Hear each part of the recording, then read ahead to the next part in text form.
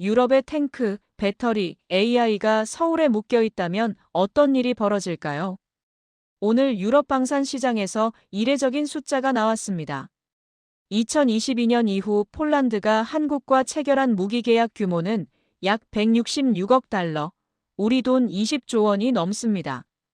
한국산 K2 전차 K9 자주포 FA-50 경공격기가 실제로 동유럽 전선의 전력을 채우고 있다는 평가가 나옵니다. 같은 시기 글로벌 메모리 반도체 시장에서는 한국 기업들이 전체의 약 60%를 차지하며 디램만 놓고 보면 70% 이상을 점유하는 것으로 집계됩니다. 특히 AI 데이터 센터에 들어가는 고대역폭 메모리 분야에서 SK 하이닉스가 시장 1위를 유지하고 삼성전자까지 가세하며 미국과 유럽의 초대형 AI 프로젝트의 핵심 공급자로 부상했다는 분석도 이어지고 있습니다. 겉으로 보기엔 중견국에 불과한 한 나라가 유럽의 방위력, 에너지 수송선, 전기차 배터리, AI 반도체까지 동시에 쥐고 있다는 이 흐름은 정치, 경제, 안보 지형에 어떤 파문을 던지고 있을까요? 30년 동안 미국, 유럽, 일본 중심의 세계 지도를 굳게 믿어온 한 인물이 있습니다. 그 인물의 손에 들려있던 오래된 지도 위에서 한국이라는 이름이 조용히 그러나 결정적으로 부상하기 시작한 순간 세계가 위기를 맞을 때 도와줘야 할 나라라고 생각했던 한국이 어느새 없으면 안 되는 나라가 되어 있었다면 누가 가장 먼저 그 현실을 인정하지 못한 채 충격을 받게 될까요?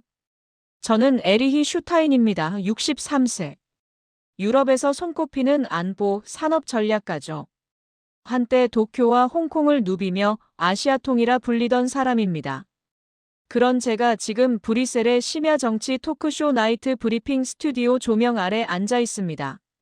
진행자가 저를 소개하는 목소리가 스튜디오에 울려 퍼집니다. 오늘은 유럽이 새로 의존하게 된 무기 공급국, 그리고 반도체, 배터리, 조선까지 조용한 공급망의 허브가 된 한국 이야기를 해보겠습니다. 유럽전략연구소 선임연구위원 에리히 슈타인 박사 모셨습니다. 카메라가 제 옆 얼굴을 잡습니다. 겉으로는 미소를 지었지만 제 눈빛에는 미묘한 거부감이 스쳤을 겁니다. 솔직히 말하면 저에게 한국은 늘 조그만 하청국이었으니까요. 혹은 일본, 중국 사이에 낀 주변부 정도였습니다. 진행자의 첫 질문이 날아옵니다. 박사님, 일각에선 유럽의 탱크라인이 사실상 서울과 울산을 바라보고 있다. 이런 표현까지 쓰더군요. 과장입니까? 아니면 새로운 현실입니까? 저는 잠시 입을 다물었습니다. 머릿속에는 익숙한 이름들만 떠올랐어요. 보잉, 로키드, 라인메탈, 미쓰비시. 제 세계 지도에서 한국은 늘 글자 크기가 작았거든요. 조심스럽게, 그러나 어딘가 냉소 섞인 톤으로 답했습니다. 일부 언론은 늘 새로운 영웅을 찾습니다. 한국의 역할이 커진 것은 사실이지만 유럽의 안보를 좌우할 정도라고 말하는 건 다소 앞서간 해석이라고 봅니다. 스튜디오 모니터에는 그래프가 떠올랐습니다. 2022년 이후 폴란드, 한국 방산 계약 추이. 곡선을 따라 올라가는 숫자를 보며 진행자는 다시 묻습니다. 하지만 이 수치를 보면 유럽이 누군가를 하청업체처럼 부르기엔 조금 불편한 현실 아닐까요? 관객석에서 잔잔한 웃음이 섞입니다. 제 어깨가 미세하게 굳었죠. 방송이 끝나고도 이 장면은 클립으로 잘려 다음 날 아침 유럽 각지의 SNS 피드에 떠돌게 될 거라는 걸 저는 알고 있었습니다. 그 순간 제 주머니에서 진동이 울렸습니다. 휴대폰 화면에는 한 줄의 속보가 떠 있었어요. EU 주요 회원국 차세대 전차 공동사업 1순위 협력국으로 한국 검토. 기존 독일, 프랑스 라인의 균열 조짐. 이상했습니다. 제 머릿속에 그려져 있던 세계 지도가 아주 미세하게, 그러나 분명히 삐걱거렸어요. 방송이 끝나고 저는 브뤼셀 호텔로 돌아오는 택시에 몸을 실었습니다. 창밖 야경 대신 오래전 기억을 떠올렸죠. 제가 한국을 믿지 못하게 된 아주 구체적인 장면들이었습니다. 1990년대 중반 도쿄. 저는 일본계 증권사의 유럽 담당 이사로 승승장구하고 있었습니다. 재팬잉크가 전 세계를 장악하던 시대. 아시아는 곧 일본이었어요. 그러던 어느 날 상사가 말했죠. 서울에 한번 가보게. 요즘 그쪽도 재미있어지고 있다더군. 서울 여의도의 작은 회의실. 30대 초반의 한국인 사업가가 투자 제안을 들고 서 있었습니다.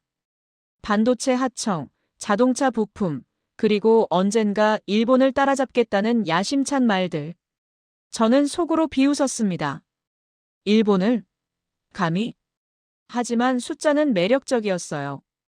저는 유럽 연기금 자금을 일부 들여와 그 한국 회사에 베팅했습니다. 그리고 1997년 외환위기가 덮쳤습니다. 원화 폭락, 기업 연쇄 도산, IMF 구제금융. 제가 투자했던 그 회사도 순식간에 파산했어요. 비행기를 타고 서울에 날아왔지만 대표는 이미 연락 두절이었습니다.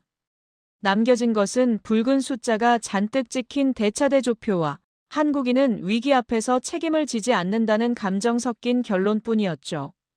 그날 이후 제 머릿속에 한국은 이렇게 정리됐습니다. 빠르지만 믿기에는 위험한 나라. 기술은 있지만 체계는 느슨한 나라. 위기 때 먼저 무너지는 나라. 브뤼셀로 돌아온 뒤 저는 보고서에서 한국의 이름을 의도적으로 작게 썼습니다.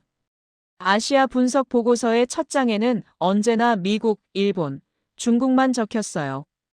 그 편견은 20년 넘게 굳어졌습니다. 한국이 메모리 반도체 강국이 되고 조선, 자동차, 스마트폰에서 세계 상위권에 올랐다는 뉴스도 저에겐 그저 좋은 하청업체가 하나 늘었다는 의미에 불과했습니다. 지금 2025년의 브뤼셀 택시 안. 그 편견이 처음 흔들린 건 단지 한 장의 그래프 때문이 아니었습니다. 속보에 달린 짧은 해설 문장이 제 자존심을 건드렸어요. 유럽이 더 이상 자기네끼리만 해결할 수 없는 시대라는 자각이 커지고 있다. 저는 눈을 감았습니다. 정말로 그런가? 우리가 한국 없이는 안 되는 시점까지 온 건가? 택시가 호텔 앞에 멈춰 섰습니다. 저는 천천히 내려 로비로 걸어갔습니다. 엘리베이터 안에서 거울에 비친 제 얼굴을 봤어요. 63년을 살아온 얼굴. 30년 넘게 아시아를 분석해온 전문가의 얼굴. 그런데 그 얼굴이 지금 무언가 놓치고 있다는 표정을 하고 있었습니다. 객실 문을 열고 들어가 침대에 앉았습니다. 노트북을 켜고 이메일을 확인했죠. 유럽 방위산업 점검단 일정 안내 메일이 와 있었습니다. 폴란드 바르샤바 외곽군 기지 방문. 한국산 전차 자주포 점검. 저는 메일을 읽으며 한숨을 쉬었습니다. 1997년의 상처로 굳어진 편견이 30년이 지난 뒤 유럽의 안보 전략을 흐리고 있다면 과거의 실패를 인정하는 일과 국가 전략을 수정하는 일 중 어느 쪽이 더 어려운 선택일까요? 저는 그 답을 아직 모르고 있었습니다. 며칠 뒤 저는 바르샤바 외곽의 군 기지에 서 있었습니다. EU 방위산업 점검단 일원 자격으로 폴란드 육군의 신규 전력 점검에 참여한 겁니다. 회색 하늘 아래 검은 궤도를 가진 전차들이 줄지어 서 있었어요. 포탑 옆엔 익숙한 독일, 프랑스 로고 대신 낯선 영어가 적혀 있었습니다. K 블랙팬서, 메이드 인 코리아. 폴란드 국방부 젊은 장성이 설명을 이어갔습니다. 우크라이나 전쟁 이후 기존 공급선만 믿고 있을 수는 없었습니다. 한국은 2022년 체결된 137억 달러 규모의 계약을 기반으로 전차, 자주포, 다연장 로켓, 경공격기를 동시에 공급하고 있습니다. 옆에는 K9 자주포와 K239 천무 다연장 로켓 발사기가 서 있었습니다. 장성은 덧붙였어요. 속도가 결정적이었죠. 설계, 생산, 인도까지 기존 유럽 업체들이 제시한 일정의 절반도 안 되는 시간이었습니다. 제 이마에 미세한 주름이 생겼습니다.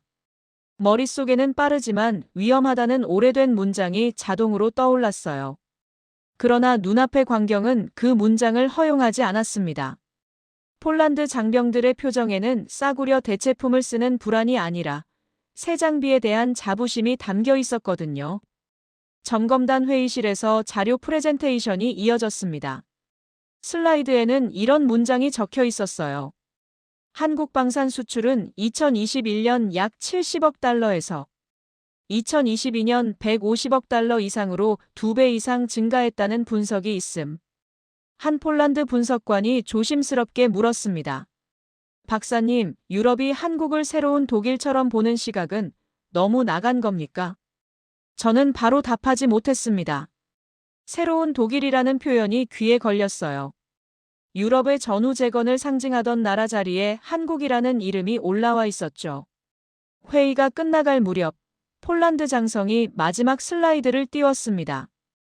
향후 10년간 한국과의 공동 생산, 기술 이전이 성공한다면 폴란드는 유럽 방산 허브로 도약할 수 있다는 시나리오가 존재함. 저는 생각했습니다. 폴란드도 한국도 모두 제지도 바깥에서 움직이고 있었구나. 점검이 끝나고 숙소로 돌아가는 버스 안에서 저는 창밖을 바라봤습니다. 폴란드의 평야가 끝없이 펼쳐져 있었어요. 그 평야 위로 한때 소련의 탱크가 지나갔고 나치의 전차가 굴러갔던 땅입니다. 지금 그 땅 위에 한국산 전차가 서 있었습니다. 한때 위기 때 가장 먼저 쓰러지는 나라라고 적어놓았던 국가가 지금은 위기 때 가장 먼저 전차와 포탄을 들고 달려오는 파트너가 됐다면 과거의 메모를 지울 용기가 제게 생길 수 있을까요? 버스가 바르샤바 시내로 들어섰습니다. 호텔 객실에 들어가 노트북을 켰어요. 다음 일정 안내 메일이 와 있었습니다. 한국 서울, 울산 조선소 방문, 에너지 협력 점검단. 저는 메일을 읽으며 긴 한숨을 쉬었습니다. 방산이 끝나면 이제 조선이군요. 에너지 협력이라. 도대체 한국은 몇 개의 분야에서 유럽과 엮여 있는 걸까요? 창밖으로 바르샤바의 야경이 보였습니다. 재건된 구시가지의 불빛들. 전쟁으로 폐허가 됐다가 다시 일어선 도시. 그 도시가 지금 한국의 무기로 자신을 지키고 있었습니다. 저는 노트북을 덮고 침대에 누웠습니다. 천장을 바라보며 1997년 서울의 그 회의실을 떠올렸어요. 30대 초반의 한국인 사업가. 그는 지금 어디서 무엇을 하고 있을까요? 파산 이후 연락이 두절됐던 그 사람. 제 가슴속 어딘가에서 묵직한 감정이 올라왔습니다. 분노도 아니고 슬픔도 아닌 뭔가 착잡한 감정이었어요. 제가 그를 믿지 못했던 건 정당한 판단이었을까요? 아니면 제가 너무 성급하게 한 나라 전체를 단정 지어버린 걸까요? 다음 날 아침, 저는 바르샤바 공항으로 향했습니다. 서울행 비행기를 타기 위해서였죠. 탑승구 앞에서 커피를 마시며 신문을 폈습니다. 유럽 경제면에 이런 기사가 실려 있었어요. 한국 조선업, 2024년 글로벌 신규 선박 수주 2위. 2025년 상반기 전 세계 수주의 25% 확보. 저는 기사를 읽으며 커피를 한 모금 마셨습니다. 쓴맛이 입안에 퍼졌어요. 방산에 이어 조선까지. 도대체 이 나라는 언제, 어떻게 여기까지 온 것일까요? 탑승 안내 방송이 나왔습니다. 저는 자리에서 일어나 게이트로 걸어갔습니다. 비행기에 오르며 생각했죠. 이번 서울 방문에서 저는 무엇을 보게 될까요? 그리고 그것을 본 뒤 저는 과연 제 안에 있는 30년 된 편견을 지울 수 있을까요? 비행기가 이륙했습니다. 창밖으로 바르샤바가 점점 멀어졌어요. 그리고 저는 동쪽을 향해 날아가고 있었습니다. 한때 제가 가장 무시했던, 그러나 지금은 가장 궁금한 나라를 향해서요. 인천공항에 도착한 건 이틀 뒤였습니다. 입국장을 나서자 한국의 습한 공기가 제 얼굴을 감쌌어요. 1997년 이후 처음 밟는 서울의 땅이었습니다. 공항 리무진을 타고 서울 시내로 들어갔습니다. 창밖으로 보이는 풍경은 제 기억 속 서울과 완전히 달랐어요. 높이 솟은 빌딩들, 깔끔하게 정비된 도로, 그리고 곳곳에서 보이는 최신식 전광판들. 호텔에 짐을 풀고 잠시 쉬었습니다. 다음 날 아침 일찍 울산으로 내려가는 일정이었거든요. 침대에 누워 천장을 바라보며 생각했습니다. 이 도시가, 이 나라가 정말 28년 만에 이렇게 바뀐 걸까요? 다음 날 새벽 KTX를 타고 울산으로 향했습니다. 기차는 시속 300km로 달렸어요. 창밖으로 한국의 산과 들이 빠르게 지나갔습니다. 울산역에 도착해 차로 갈아타고 조선소로 향했습니다. 바다가 보이기 시작했어요. 그리고 그 바다 위에 상상을 초월하는 크기의 선박들이 떠 있었습니다. 울산 앞바다에 펼쳐진 거대한 조선소. 초대형 LNG 운반선, 암모니아, 수소 연료 추진을 준비 중인 차세대 선박, 그리고 유럽 에너지 기업 로고가 선명히 새겨진 선체들이 줄지어 서 있었습니다.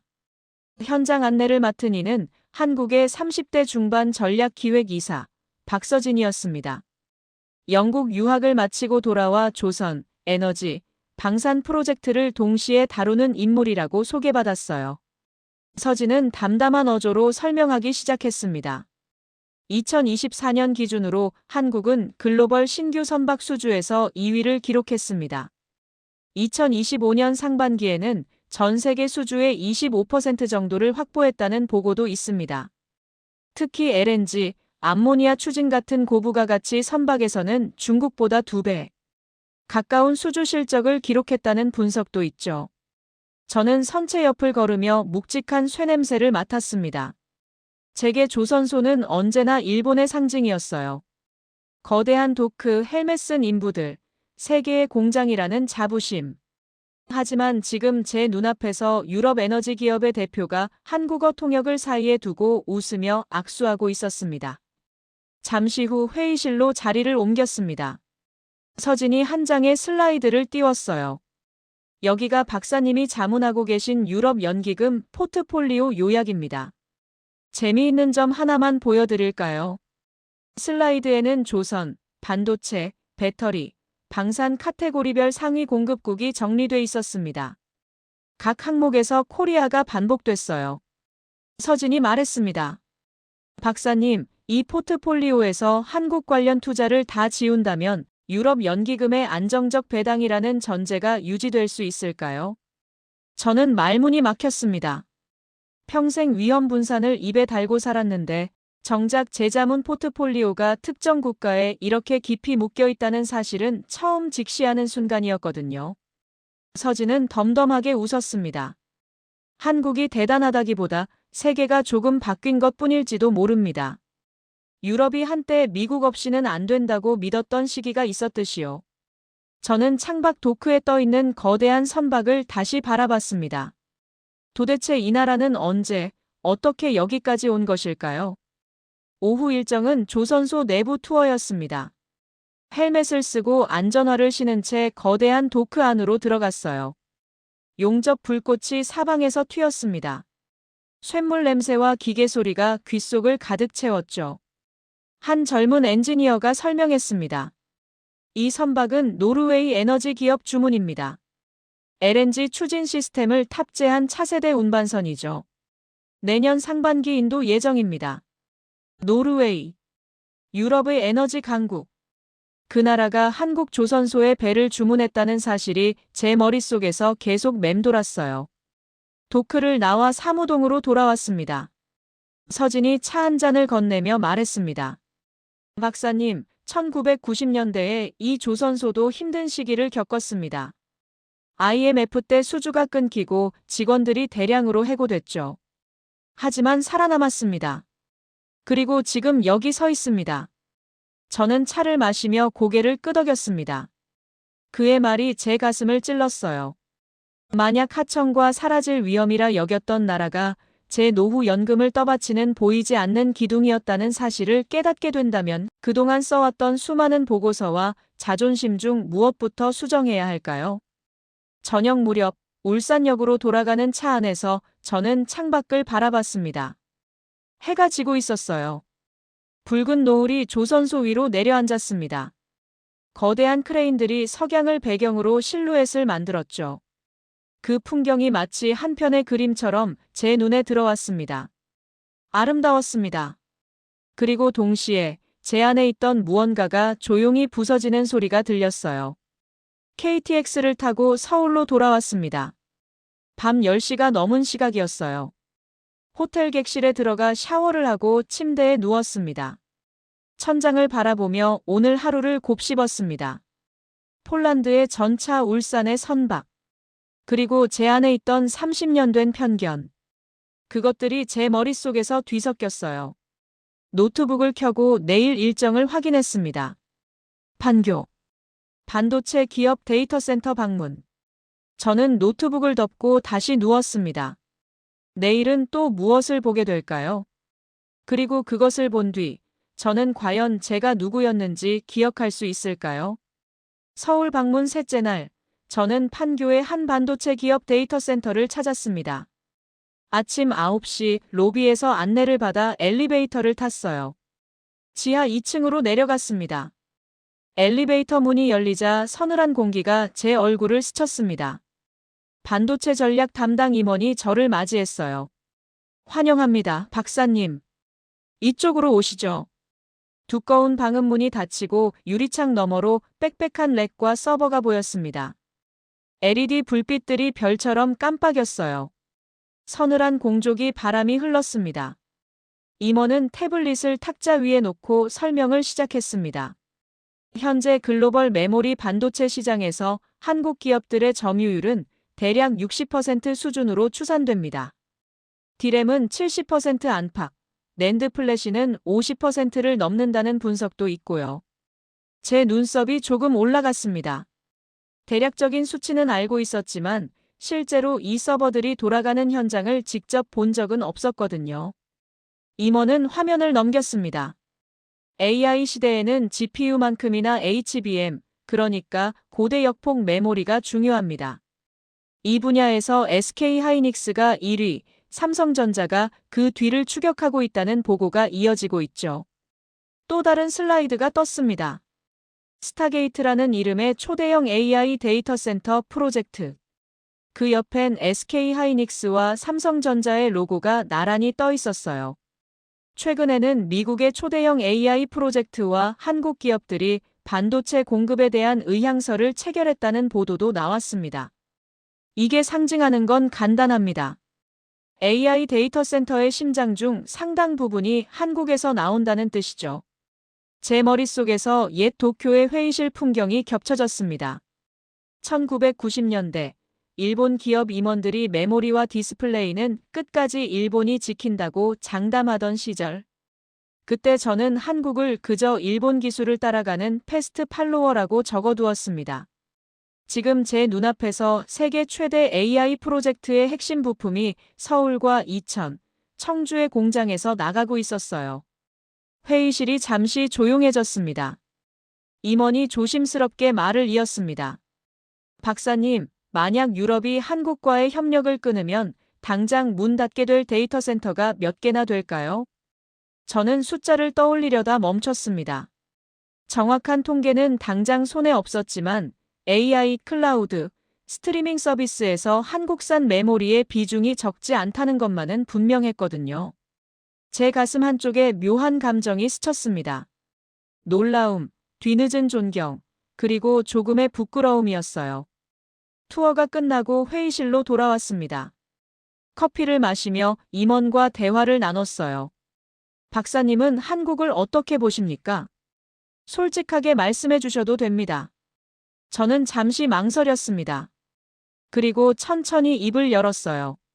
솔직히 말하면 오랫동안 한국을 신뢰하지 않았습니다. 1990년대 외환위기 때 개인적으로 큰 손실을 입었거든요. 그 이후로 한국은 제게 위험한 파트너였습니다. 임원이 고개를 끄덕였습니다. 이해합니다. 그때는 정말 힘든 시기였죠. 하지만 그 위기를 겪으며 한국은 많은 걸 배웠습니다. 구조조정, 외환 규제, 재벌 개혁. 고통스러웠지만 필요한 과정이었습니다. 저는 커피를 한 모금 마셨습니다. 쓴맛이 입안에 퍼졌어요. 지난 며칠 동안 폴란드, 울산, 그리고 오늘 이곳을 보며 생각했습니다. 제가 한국을 너무 오래, 너무 깊게 오해하고 있었던 건 아닐까 하고요. 임원이 미소 지었습니다. 박사님, 한 번의 위기로 한 나라를 판단하는 건 공정하지 않습니다. 중요한 건 그 이후에 무엇을 했느냐죠. 한국은 쓰러졌지만 다시 일어났습니다. 그게 전부입니다. 제 눈시울이 뜨거워졌습니다. 말로 표현할 수 없는 감정이 제 가슴을 채웠어요. 만약 언제든 대체 가능한 공급자라고 여겼던 나라가 사실상 AI 시대의 심장을 쥐고 있었다면 지금까지 쌓아온 전문성의 기초를 어디까지 다시 계산해야 할까요? 데이터 센터를 나와 판교 거리를 걸었습니다. 젊은 엔지니어들이 점심을 먹으러 가는 모습이 보였어요. 그들의 얼굴에는 자신감이 넘쳤습니다. 저는 그 모습을 보며 생각했습니다. 이 사람들이 만드는 반도체가 유럽의 데이터 센터를 돌리고 미국의 AI를 작동시키고 전 세계의 스마트폰을 움직인다는 사실을요. 택시를 타고 서울 시내로 들어왔습니다. 호텔로 돌아가는 길에 광화문을 지나쳤어요. 옛 궁궐과 현대식 빌딩이 조화를 이루는 풍경이 창밖으로 펼쳐졌습니다. 호텔에 도착해 객실로 들어갔습니다. 침대에 앉아 노트북을 켰어요. 내일 일정을 확인했습니다. 서울 도심 회의실. 배터리, 조선, 공급망 브리핑. 저는 노트북을 덮고 창밖을 바라봤습니다. 서울의 야경이 펼쳐져 있었어요. 수많은 불빛들이 반짝였습니다. 그 불빛 하나하나가 누군가의 삶이고 누군가의 노력이고 누군가의 꿈일 거라는 생각이 들었습니다. 저는 자리에서 일어나 창가에 섰습니다. 유리창에 비친 제 모습을 봤어요. 63세의 노인. 30년 넘게 아시아를 분석해온 전문가. 하지만 정작 가장 중요한 변화를 놓치고 있었던 사람. 제 눈에서 눈물 한 방울이 흘러내렸습니다. 부끄러움이었을까요? 아니면 감동이었을까요? 저는 잘 모르겠습니다. 다만 한 가지는 확실했어요. 제가 지금까지 믿어온 세계가 조용히, 그러나 확실하게 무너지고 있다는 사실이요. 다음 날 서울 도심의 한 회의실에서 배터리와 조선, 그리고 유럽과 한국의 공급망을 함께 다루는 비공개 브리핑이 진행됐습니다. 박서진이 다시 등장해 차분한 목소리로 슬라이드를 넘겼어요. 글로벌 EV 배터리 시장에서 한국 3사 LG에너지솔루션, SK온, 삼성 SDI의 점유율은 최근 몇 년 사이 다소 줄어들었다는 분석이 있습니다. 하지만 여전히 전체의 약 15%에서 20% 정도를 점유하며 유럽 완성차 업체들의 주요 파트너로 남아 있습니다. 저는 고개를 끄덕였습니다. 유럽 전기차 프로젝트의 보고서를 떠올리면 거의 모든 프로젝트의 어느 페이지쯤에는 한국 배터리 기업 이름이 등장했거든요. 서진은 화면을 바꿨습니다. 이번엔 조선 데이터였어요. 2025년 상반기 기준으로 한국 조선 업체가 확보한 글로벌 수주 비중은 약 25% 수준이라는 보고가 있습니다. 특히 LNG 운반선과 초대형 컨테이너선에서는 한국, 중국의 양강 구도가 뚜렷하죠. 저는 속으로 계산을 해봤습니다. 유럽의 에너지 수송선, 원유, LNG, 암모니아를 실어 나르는 선박들 중 얼마나 많은 비율이 한국 조선소에서 나왔을까요? 서진은 조용히 말을 이었습니다. 박사님 세대에겐 아시아 하면 일본이 먼저 떠오를지 모릅니다. 하지만 지금 30대에게 아시아의 기술 파트너를 고르라면 많은 이들이 한국과 대만을 먼저 떠올릴 겁니다. 세계 지도가 조금 바뀐 거죠. 제 젊은 시절이 떠올랐습니다. 도쿄 빌딩 숲 사이에서 일본과 함께 가는 유럽의 미래를 설계하던 30대의 저. 그리고 1997년 서울의 작은 회의실. IMF 위기 속에서 사라져버린 한국 파트너. 저는 그 사건 이후 한국을 위험한 파트너라고 정의했습니다. 그러나 오늘 브리핑에서 들은 것은 전혀 다른 이야기였어요. 서진이 말했습니다. 위기 이후 한국은 구조조정과 외환 규제, 재벌 개혁과 가계 저축 같은 고통스러운 과정을 거치며 산업 기반을 다졌습니다. 그 결과가 지금의 반도체, 조선, 배터리, 방산입니다. 그의 설명은 제 오래된 기억을 정면으로 부정하지 않았습니다. 다만 그 이후의 20년을 제가 제대로 보지 않았다는 사실을 조용히 상기시켰을 뿐이었어요. 브리핑이 끝나고 점심 식사 자리가 마련됐습니다. 한식당에서 불고기와 김치찌개를 먹었어요. 서진이 물었습니다. 박사님, 한국 음식은 어떠십니까? 맛있습니다. 1997년에 왔을 때도 먹어봤는데 그때의 맛이 떠오르네요. 서진이 미소 지었습니다. 그때와 지금 많이 달라졌죠. 저는 고개를 끄덕였습니다. 음식만 달라진 게 아니었어요. 이 나라 전체가 달라져 있었습니다. 식사를 마치고 커피를 마시며 대화를 이어갔습니다. 서진이 조심스럽게 물었어요. 박사님, 개인적인 질문 하나 해도 될까요? 1997년에 투자하셨던 한국 기업 대표분, 혹시 이름 기억하십니까? 저는 잠시 망설였습니다. 그리고 천천히 답했어요. 김현수. 그 사람 이름이었습니다. 서진이 놀란 표정을 지었습니다. 혹시 그분, 지금 한국의 한 중견방산, 부품 기업에서 유럽 프로젝트 담당하고 계시지 않습니까? 제 심장이 빠르게 뛰었습니다. 그럴 리가요. 그 사람은 파산 후 연락이 끊겼는데. 서진이 휴대폰을 꺼내 메시지를 보냈습니다. 잠시 후 답장이 왔어요. 맞습니다. 김현수 이사님이십니다. 연락 드려볼까요? 저는 숨을 고르며 고개를 끄덕였습니다. 그러죠. 이틀 후 광화문 내거리의 밤. 현대식 빌딩 사이로 옛 궁궐의 지붕선이 어렴풋이 보였습니다. 저는 한 카페 창가에 앉아 맞은편에 앉은 중년 남자를 바라봤어요. 김현수, 50대 후반. 1990년대 저와 함께 서울, 도쿄, 프랑크푸르트를 오가며 일했던 그 문제의 한국인 파트너였습니다. 현수는 먼저 웃으며 말했습니다. 박사님, 30년 만이네요. 그때는 저도 많이 어렸습니다. 저는 말문을 찾지 못했습니다. IMF 위기 당시 현수가 남긴 마지막 메일 한 줄이 떠올랐어요. 지금은 연락드릴 면목이 없습니다. 언젠가 다시 찾아뵙겠습니다. 하지만 그 언젠가는 오지 않았습니다. 저는 그 메일을 읽고 한국 전체를 신뢰하지 않기로 결심했었죠. 현수는 천천히 이야기를 꺼냈습니다.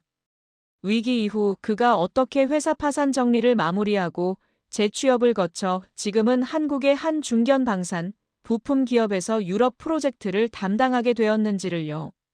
그때는 저도 어떻게든 살겠다고 투자자들께 연락도 제대로 못 드렸습니다. 그게 평생 마음에 걸렸어요. 저는 조용히 듣고 있었습니다. 예전 같으면 책임 회피라고 단정했을 장면이었어요. 그러나 지난 며칠 동안 본 한국의 산업과 위기 대응의 기록이 제 판단을 멈춰 세웠습니다. 현수는 말했습니다. IMF 이후 한국이 얼마나 독하게 구조조정을 했는지 박사님도 나중에 자료로 보셨겠죠. 그 과정에서 수많은 사람들이 일자리를 잃고 집을 팔고 금을 모아 나라에 냈습니다. 그래도 버텼고 지금의 반도체, 조선, 방산이 만들어졌습니다. 창밖으로 야간 근무를 마치고 퇴근하는 젊은 엔지니어들의 모습이 보였습니다.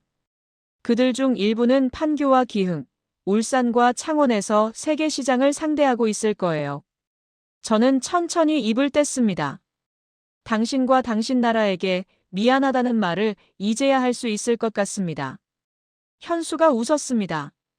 괜찮습니다. 한국도 예전과는 좀 달라졌으니까요. 이제는 박사님이 자문하시는 유럽의 연금과 우리 회사의 수주가 같은 줄에 묶여 있는 시대니까요. 한 번의 위기로 멈춰버린 기업과 그 이후 20년 동안 이어진 재건의 시간 중 어느 쪽에 더 큰 무게를 두어야 전략이라는 이름을 붙일 수 있을까요? 저는 이제 그 답을 알 것 같았습니다. 며칠 뒤 브뤼셀의 유럽의회 공청회장. 주제는 EU의 새로운 아시아 전략, 중국, 일본, 한국의 역할이었습니다. 패널석 중앙에 앉은 저는 마이크를 바라봤어요. 수십 년 동안 저는 아시아는 중국과 일본 중심이라는 전제를 바탕으로 수많은 보고서를 써왔습니다. 그러나 오늘 그 전제를 그대로 말할 수는 없다는 것을 이미 알고 있었어요. 위원장의 질문이 떨어졌습니다. 슈타인 박사 유럽의 안보, 산업 전략에서 한국을 어떤 파트너로 봐야 한다고 생각하십니까? 저는 숨을 고르고 말문을 열었습니다. 과거에는 한국을 중간 규모 제조국 정도로 평가하는 시각이 많았습니다.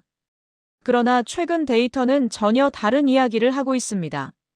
스크린에는 방산 수출 그래프가 올라갔어요. 한국의 방산 수출은 2021년 약 70억 달러 수준에서 2022년 150억 달러 이상으로 2배 이상 증가했다는 분석이 있습니다. 이 가운데 상당 부분이 유럽, 특히 동유럽과의 협력에서 나온 성과입니다. 다음 슬라이드가 떴습니다. 디램, 낸드, AI용 HBM 시장에서의 한국 점유율 그래프. 메모리 반도체와 AI용 고대역폭 메모리 분야에서 한국 기업들은 명실상부한 글로벌 선두 그룹입니다. 이는 유럽 데이터 센터와 클라우드 인프라, 그리고 향후 AI 투자의 안정성에 결정적인 영향을 미칩니다.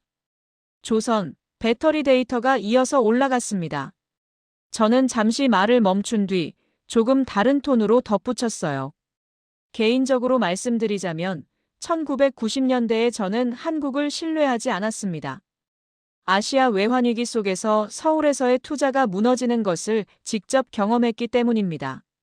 오랫동안 그 기억에 갇혀 한국을 위기 때 먼저 쓰러지는 나라라고 생각해왔습니다.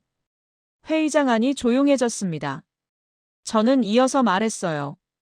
그러나 지난 몇 년간의 데이터와 폴란드, 울산, 판교에서 본 현실은 저의 개인적 경험이 더 이상 전략적 판단의 기준이 될 수 없다는 점을 분명히 보여줬습니다. 스크린 마지막 슬라이드. 제목은 단순했습니다. 아시아 3대 축. 중국, 일본, 한국. 유럽이 아시아를 바라볼 때 더 이상 한국을 중간에 낀 작은 파트너로 볼 수는 없습니다. 방산, 반도체, 조선, 배터리 분야에서 한국을 전략적 동등 파트너로 인정하지 않는다면 유럽의 공급망 전략은 시작부터 틀어져 있을 것입니다. 위원들 사이에서 조용한 메모 소리가 이어졌습니다. 누군가는 고개를 끄덕이고 누군가는 여전히 망설이는 표정이었어요. 공청회가 끝난 뒤 제 휴대폰에 오래 잊고 지냈던 이름 하나가 떠올랐습니다. 서울. 발신자 김현수. 1997년 제가 마지막으로 만났던 그 한국인 파트너의 이름이었습니다. 메시지를 열었어요. 박사님, 브뤼셀 공청회 영상 봤습니다. 용기 내주셔서 감사합니다. 다음에 서울 오시면 꼭 연락 주세요. 저는 메시지를 읽으며 미소 지었습니다. 과거의 실패를 핑계로 한 나라 전체를 과소평가해온 세월이 한 통의 전화로 정산될 수 있을까요? 아마도 그렇지는 않을 겁니다. 하지만 적어도 시작은 할 수 있었어요. 다음 날, 저는 브뤼셀 사무실로 돌아왔습니다. 책상 위에는 수십 년 동안 쌓아온 보고서들이 쌓여 있었어요. 그 보고서들을 하나씩 넘겨봤습니다. 아시아 전략 보고서 2005년, 2010년, 2015년, 2020년. 모든 보고서의 첫 장에는 중국과 일본만 적혀 있었습니다. 한국은 늘 각주나 부록에 작은 글씨로 적혀 있었어요. 저는 최신 보고서를 꺼내 펼쳤습니다. 그리고 빨간 펜을 들었습니다. 첫 장의 제목을 지우고 새로 썼어요. 아시아 3대 축. 중국, 일본, 한국. 그리고 한국 섹션을 각주에서 본문으로 옮겼습니다. 방산, 반도체, 조선, 배터리.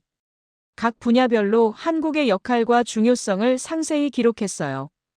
보고서를 다 쓰고 나니 해가 지고 있었습니다. 창밖으로 브뤼셀의 저녁 풍경이 펼쳐졌어요. 저는 자리에서 일어나 창가에 섰습니다. 유럽의 하늘 아래, 저는 생각했습니다.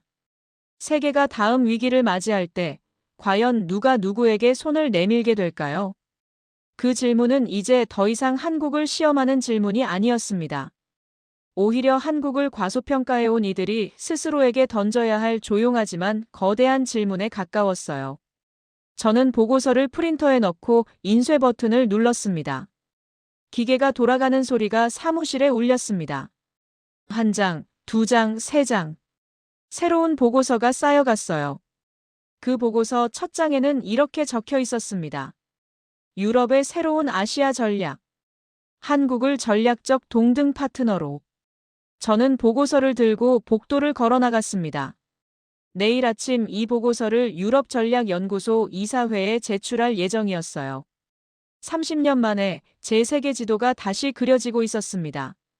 한 달 후, 저는 다시 서울에 있었습니다. 이번에는 공식 방문이 아니라 개인적인 여행이었어요. 광화문 내거리. 현수와 함께 걸었습니다. 저녁 8시 서울의 밤거리는 활기로 가득했어요. 현수가 말했습니다. 박사님, 이번 유럽전략연구소 보고서 봤습니다. 한국을 전략적 동등 파트너로 격상시키셨더군요. 저는 웃으며 답했어요. 사실을 기록했을 뿐입니다. 우리는 광화문 광장을 걸어 나왔습니다. 바닥에 설치된 세계지도 조형물 위를 지나갈 때 저는 잠시 발걸음을 멈췄어요. 제 눈에 아시아 지도에서 코리아라는 글자가 예전보다 훨씬 크게 보였습니다. 현수가 물었습니다. 무슨 생각하세요?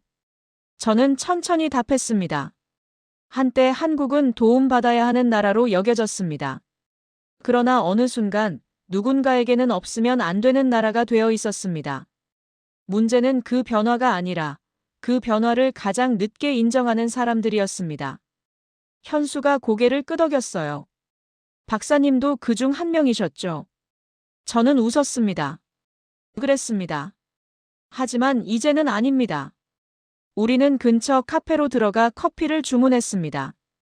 창가에 앉아 밖을 바라봤어요. 서울의 야경이 펼쳐져 있었습니다. 현수가 조심스럽게 물었습니다.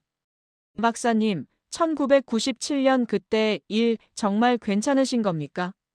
저는 잠시 생각했습니다. 그리고 천천히 답했어요.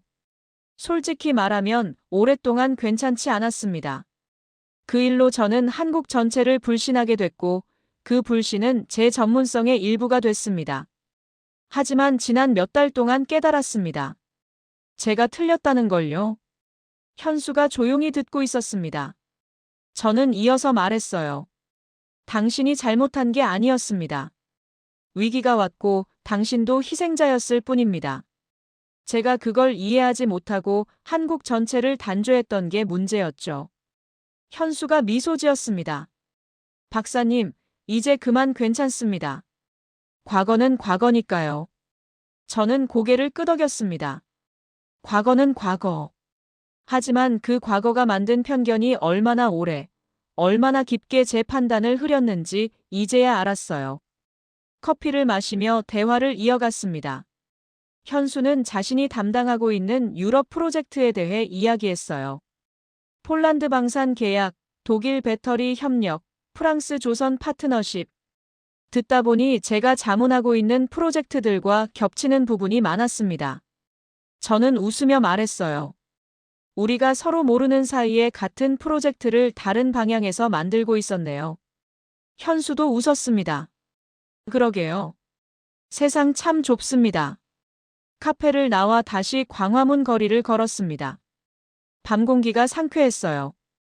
현수가 물었습니다. 박사님, 다음엔 언제 오십니까? 저는 생각해봤습니다.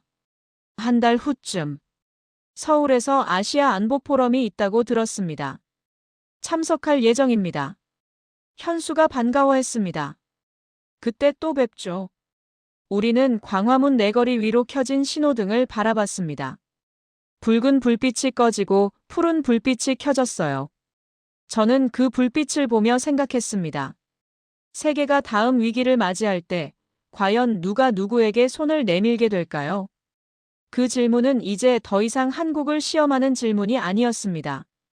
오히려 한국을 과소평가해온 이들이 스스로에게 던져야 할 조용하지만 거대한 질문에 가까웠어요. 그날 밤 호텔 객실로 돌아와 침대에 누웠습니다. 천장을 바라보며 지난 몇 달을 곱씹었어요. 브뤼셀의 심야 토크쇼에서 시작된 이 여정. 폴란드의 전차 울산의 선박, 판교의 데이터 센터, 그리고 광화문의 밤거리. 모든 것이 제 안에 있던 편견을 하나씩 부수고 있었습니다. 저는 노트북을 켜고 이메일을 확인했습니다. 유럽전략연구소에서 온 메일이 있었어요. 박사님의 새로운 아시아 전략 보고서 이사회에서 만장일치로 채택됐습니다. 다음 달부터 공식 전략 문서로 사용됩니다. 저는 메일을 읽으며 깊은 한숨을 쉬었습니다. 30년 만에 제가 써온 보고서의 기조가 완전히 바뀌는 순간이었어요. 창밖으로 서울의 야경이 보였습니다. 수많은 불빛들이 반짝였어요. 저는 그 불빛을 보며 생각했습니다. 이 도시가, 이 나라가 세계를 바꾸고 있구나. 조용히, 그러나 확실하게. 저는 노트북을 덮고 불을 껐습니다. 어둠 속에서 눈을 감았어요. 내일은 또 무엇을 보게 될까요? 그리고 그것을 본 뒤, 저는 과연 제가 누구였는지 완전히 잊게 될까요? 아니, 어쩌면 그게 맞는 것일지도 모릅니다. 과거의 저를 잊고 새로운 저를 만들어가는 것. 그게 진정한 배움이고 성장이니까요. 6개월 후, 저는 브뤼셀 사무실에서 새로운 보고서를 작성하고 있었습니다. 제목은 유럽과 한국의 전략적 파트너십 2026년 로드맵이었어요. 책상 위에는 지난 몇 달 동안 모은 자료들이 쌓여 있었습니다. 폴란드 방산 계약 후속 보고서, 한국 반도체 기업들의 유럽 투자 계획, 조선 공동 연구 프로젝트 제안서. 모든 자료가 한 가지를 말하고 있었어요. 한국은 이제 유럽에게 선택이 아니라 필수라는 것. 동료가 사무실로 들어왔습니다. 박사님, 다음 주 파리 포럼 발표 준비는 되셨습니까? 저는 고개를 끄덕였어요. 거의 다 됐습니다. 동료가 제 책상 위 자료들을 보며 말했습니다. 박사님이 한국에 대한 입장을 이렇게 바꾸실 줄은 몰랐습니다. 솔직히 처음엔 모두 놀랐거든요. 저는 웃으며 답했습니다. 저도 놀랐습니다. 제 자신에게요. 동료가 궁금한 표정으로 물었어요. 무엇이 박사님을 바꾼 겁니까? 저는 잠시 생각했습니다. 그리고 천천히 답했어요. 사실을 봤습니다. 그리고 제 편견을 인정했습니다. 그게 전부입니다. 동료가 고개를 끄덕이고 나갔습니다. 혼자 남은 사무실에서 저는 창밖을 바라봤어요. 브뤼셀의 하늘이 푸르렀습니다. 제 휴대폰이 울렸습니다. 서울에서 온 메시지였어요. 현수였습니다. 박사님, 다음 달 서울 안보 포럼 확정됐습니다. 참석하시죠? 저는 답장을 보냈습니다. 물론입니다. 벌써 기다려집니다. 메시지를 보내고 나서 저는 미소 지었습니다. 1997년 서울에서 마지막으로 현수를 봤을 때 저는 다시는 한국에 오지 않을 거라고 다짐했었어요. 하지만 지금 저는 한 달에 한 번씩 서울을 방문하고 있었습니다. 그리고 매번 새로운 것을 배우고 새로운 사람들을 만나고 새로운 관점을 얻고 있었어요. 저는 다시 보고서로 시선을 돌렸습니다. 마지막 장을 쓰기 시작했어요. 결론.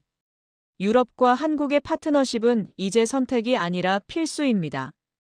방산, 반도체, 조선, 배터리 분야에서 한국 없이 유럽의 미래를 설계할 수 없습니다. 과거의 편견을 버리고 현재의 사실을 직시해야 합니다. 그것이 진정한 전략입니다. 보고서를 다 쓰고 저장했습니다. 파일 이름은 유럽, 한국 전략적 파트너십 2026이었어요.